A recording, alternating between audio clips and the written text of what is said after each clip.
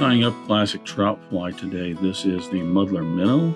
The Muddler Minnow was originally tied almost 30 years, or 30, listen to me, almost 100 years ago. And it was originally tied for chasing after big coasters or large brook trout out of Lake Superior. That nowadays there's still a population of them. They're much less than they once were. But on the Canadian side of Lake Superior, there are a number of tributaries that have coasters that you can catch them in. In that area, they refer to sculpins as muddlers, and that's where this got the name now. I think they still do today, refer to them as muddlers. I don't know if in other areas of the U.S. or whatever they did at that time, and now they're just called sculpins, but that's what a muddler minnow is tied to represent. It is not a super easy fly to tie if you want to kind of, quote, get it right. And the deer hair is something a lot of people tend to avoid. So a lot of times they don't tie the muddler minnows, which is too bad because it's still a great trout fly. It's also an excellent smallmouth fly. And it is fun to tie once you kind of get the hang of it. So that's a muddler minnow. I'll get started tying.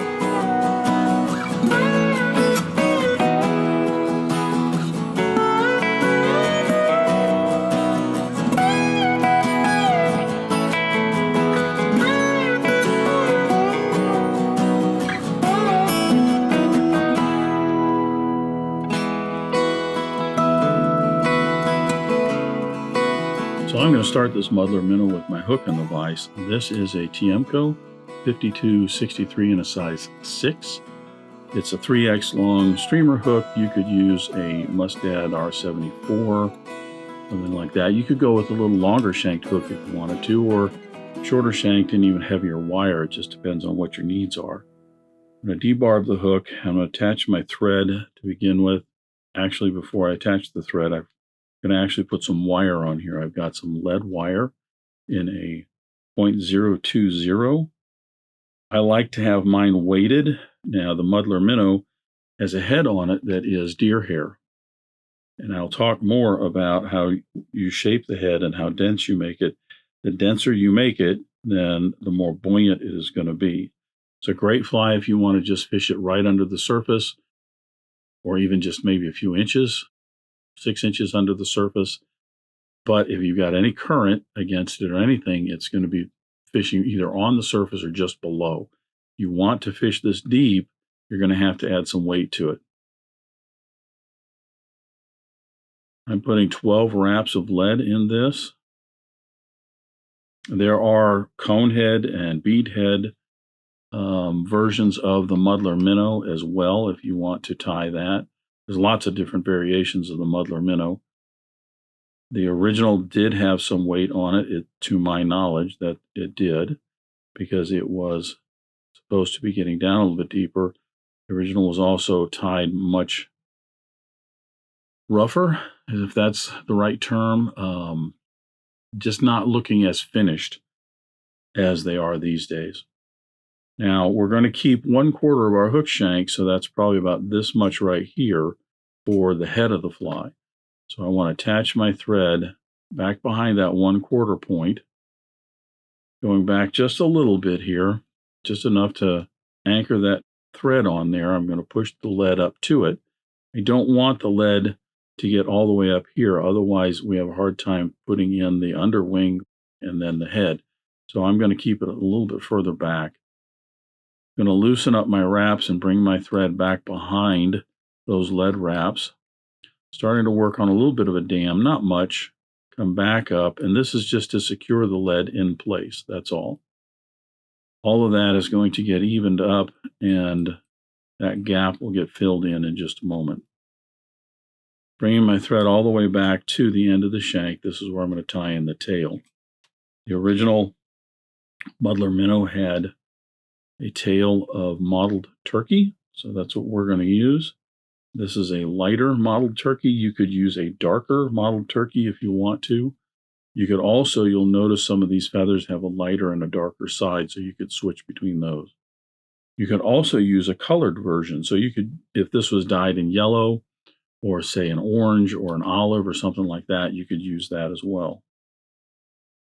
I'm going to match those two slips in, just like most of your wet flies and other flies that you're tying.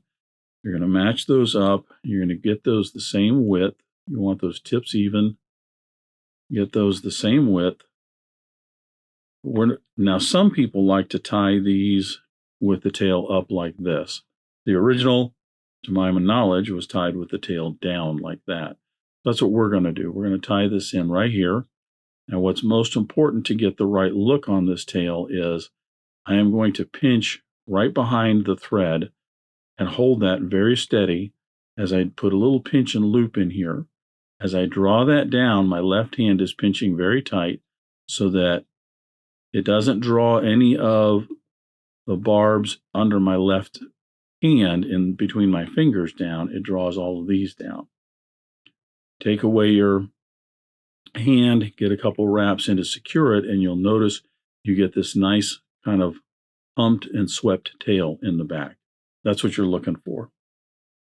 I'm going to keep this in right here, and I'm going to wrap this forward just a little bit. Now I'm going to trim this pretty much right up so it's right up next to those lead wraps.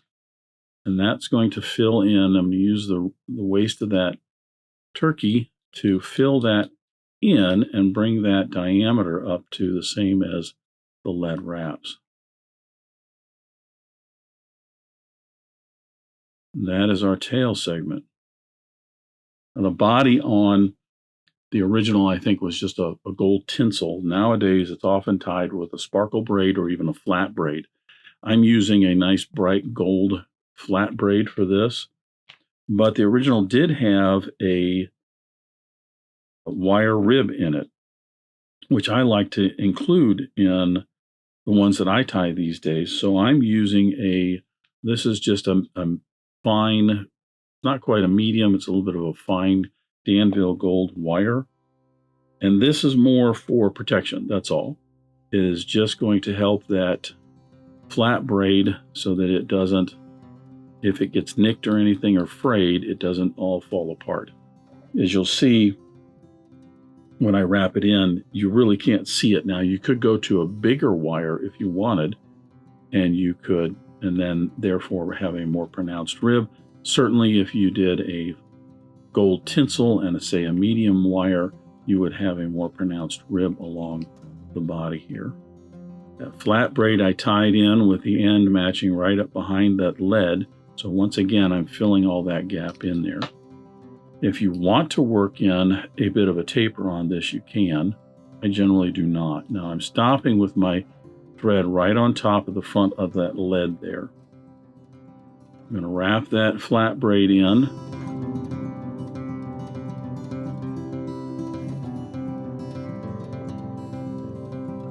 If you want to have a bit of a taper as you move forward, you start to overlap your wraps a little bit more, and you'll build up a taper on this. I don't think that it's really necessary. I'm going to tie and secure that off right on the end of those lead wraps. And the same with the wire. I'll probably get about 4 or 5 wraps of lead wire, or not lead, but the gold wire here. You could counter wrap that if you want. I don't think it's that important, because again, I'm just putting this in to help to stop that from unraveling if it gets frayed or anything.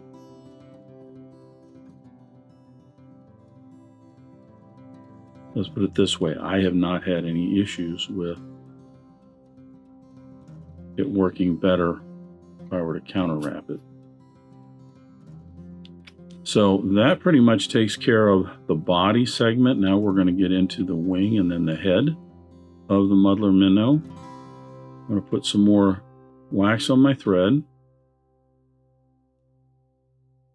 There's an underwing on the Muddler Minnow, and it is traditionally a gray squirrel. So I've got some gray squirrel here. You could use red fox squirrel if you wanted, or possibly some people like to use calf's tail for an underwing. You can if you want to. I've already cut out a clump, and I've stacked these by the tips so that they're all fairly even. I want these to go down maybe about halfway down the tail.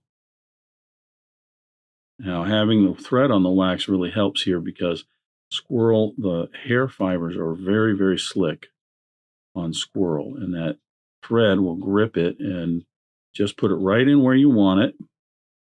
I'm going to use my thumbnail to push down a little bit to kind of spread that just one side or the other along the body, just to get it around a little bit more. Trim away the excess. Now we're starting to get into our head space, but that's fine. A little bit more wax on my thread. I'm going to put in my wing. The wing is also the same mottled turkey, although I'm going to go for a little bit of the darker side of this feather. When we tie this in, we're going to want to use the same technique in that we're going to pinch down on the wing to keep it from being pulled down to the hook shank. And we want it to be able to kind of flare up, have that same kind of hump in the back. So we're going to tie this in upside down as well. Now I've got my two slips and one's a little bit wider, so I'm going to take a barb out on that.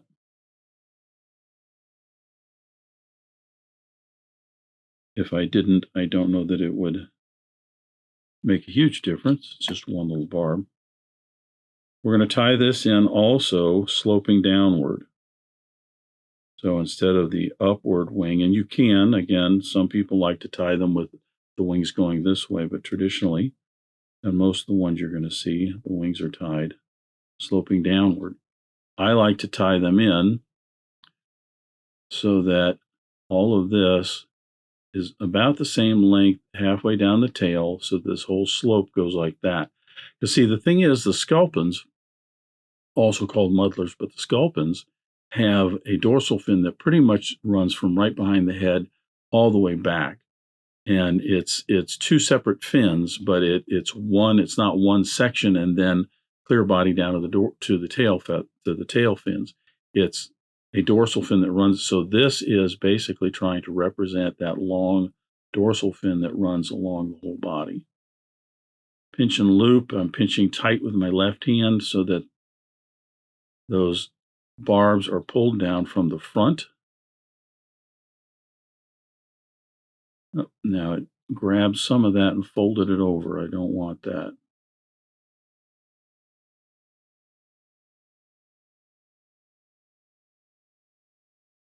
So that's what I'm looking for.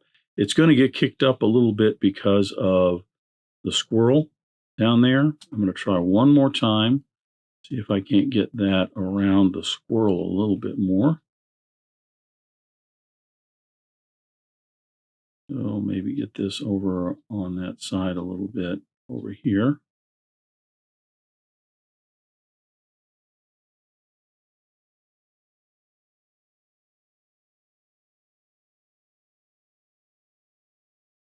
There we go. So you're going to get kicked up, like I said, because of that squirrel tail. So it's not going to come, and lay real flat back here like it's swept. And that's just the nature of the beast there. Trim away the excess. A little bit more wax on my thread. Clean this up just a little bit, and we're going to put in our deer hair. A lot of people, when they're tying these, prefer to have the hook shank be bare when they put their deer hair on here. I do not. I feel that you need to have some sort of a thread base on there for the hair to grip as you are spinning it around. So I'm now going to secure this 70 denier. I'm going to switch over to a brown 210 denier, because the 70 is just a little bit light for the deer hair work we want to do. So I have a UTC brown 210 denier. Again, putting some wax on my thread.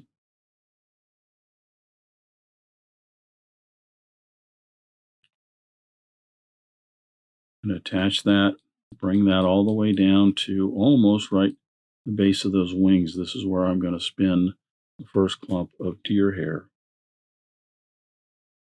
Tips of this mottled turkey a little bit frayed off this feather, but they will do just fine in terms of a fishing fly.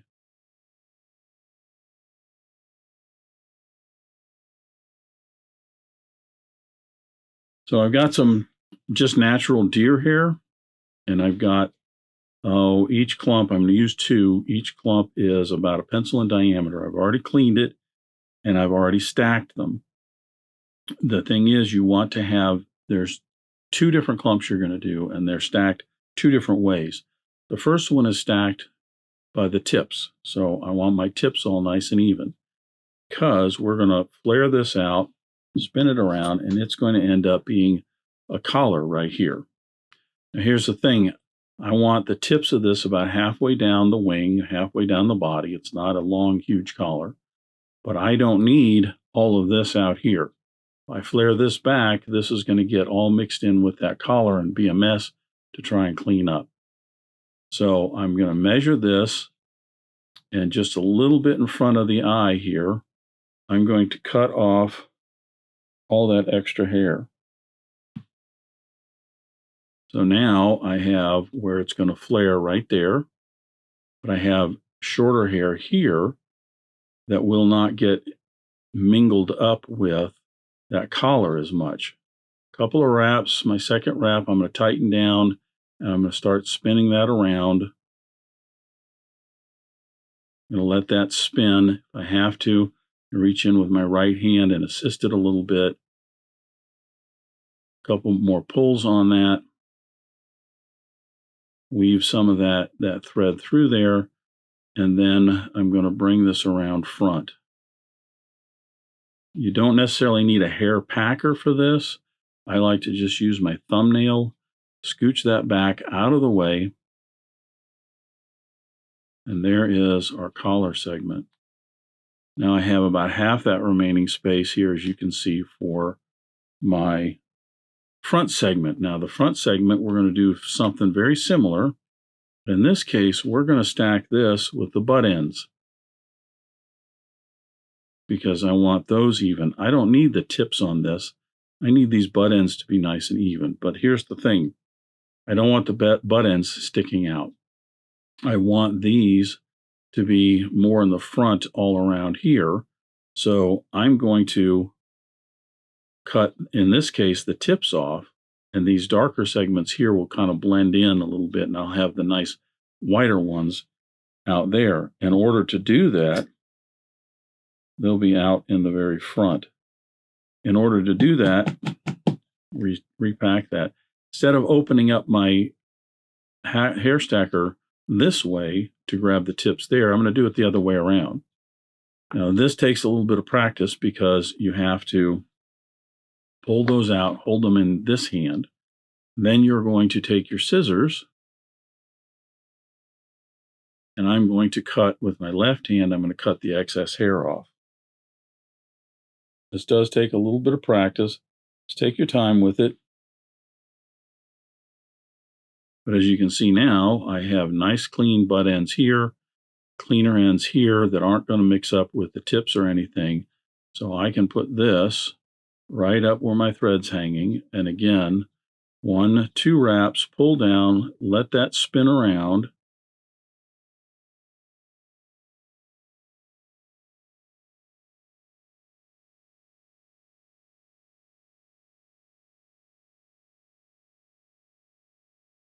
Get my thread right up behind the eye of the hook, couple wraps, nice and tight in there.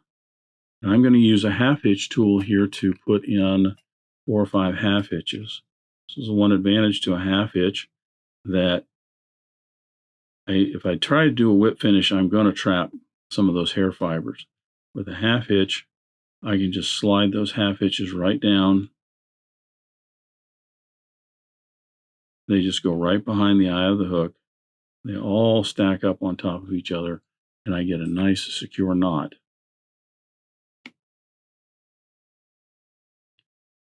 Then put some head cement on here, and we're going to trim some deer hair. The real trick to the Muddler Minnow is this. You don't want a real tightly packed head on the Muddler Minnow. I'm going to take my thumb and forefinger here, and I'm going to try and push that back just a little bit to free up the eye, easier to tie on. There you go. So this portion right here, you're not looking for a real tight head on this, real compact and everything else. The more it's compact, that means the more hair you have in it and the denser it is, and the more it's going to tend to float. Plus, the denser it is, then the smoother it is, the less likely it is to make as much noise under the water. If this is rough, it's going to push water around and make a little bit more noise in the water, which is kind of what you want it to do. So if you look at the original Muddler Minnows, they are very rough head to them. And I've read a number of articles over the years of other people that have tied muddlers, even production tying, and fished them a lot. And they all say the same thing. You want to leave this head kind of big and kind of rough. So I prefer to take my scissors. This is just some curved scissors. Start way out at the edge as I rotate this around, basically trying to get this cut back. What I'm looking for right now is to get all of the thicker butt ends cut back and expose that collar. Now I've got some in here.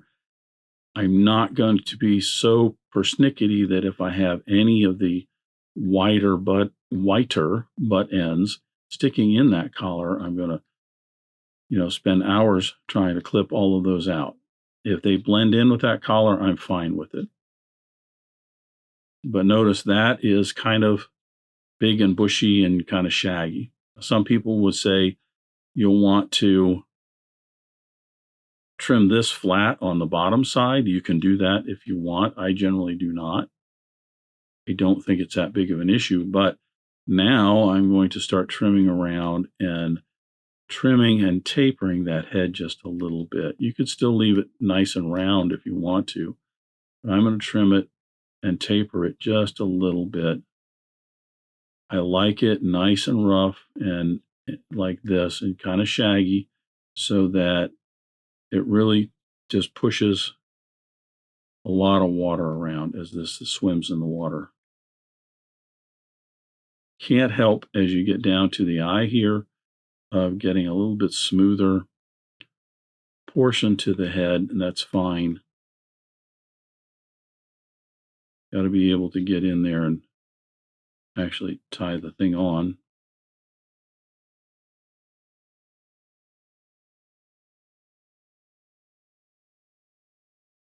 Just take your time trimming a little bit here and there. You could, if you are more comfortable with using the single edge razor blade, by all means, go ahead, use what you're comfortable with. This is what I'm comfortable with in terms of getting a nice, more of a blunt head than I don't exactly want that torpedo shape.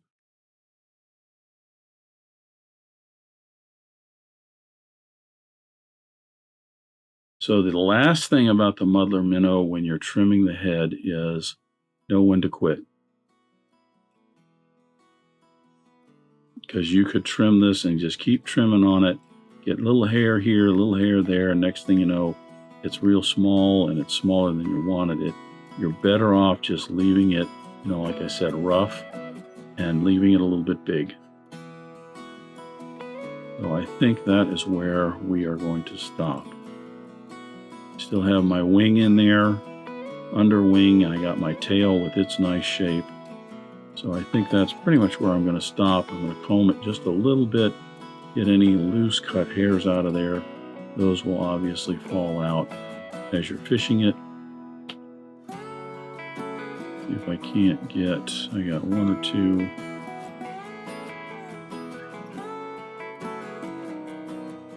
There. That's about it. Very versatile fly, the Muddler Minnow. takes a little bit of practice. A lot of people don't tie it simply because the heads are more difficult to deal with, and even getting the turkey in there. There are versions where the wing is made from marabou up here, so if you don't like messing with the turkey and everything, you can do that as well. There is the basic Muddler Minnow. Thanks for watching today. Thank you for joining me at the Vice today. I hope you learned a new pattern, at least a tip or trick here and there. If you'd like to help Dress Irons, you can like, comment, share, subscribe, all those wonderful things for the video.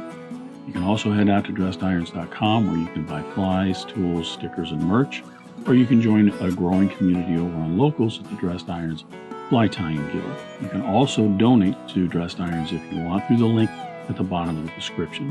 I thank everybody for their ongoing support, as it really does help the creation of these videos. And what's important is to remember, only fly tying. If you're not having fun, you're doing it wrong.